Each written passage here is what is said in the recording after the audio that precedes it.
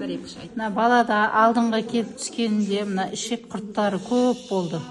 Кәдімгідей аквариумдегі балық сияқты жүрді да. Қазір қара қаны қою болды сосын. Қаны қою болды. Мына өт жолында көп болды паразит.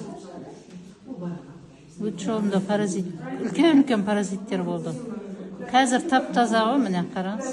Қандай продукция ішті? Продукция чагадан біреуін беріпті күніге, сосын С витамин берген, баланың иммунитеті көтеріліп, тамақ жеген осы неден кейін.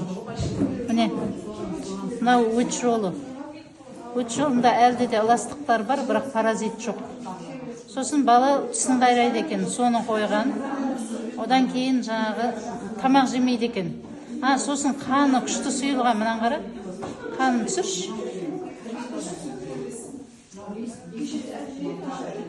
Қаны дым қозғалмай тұреді ғой.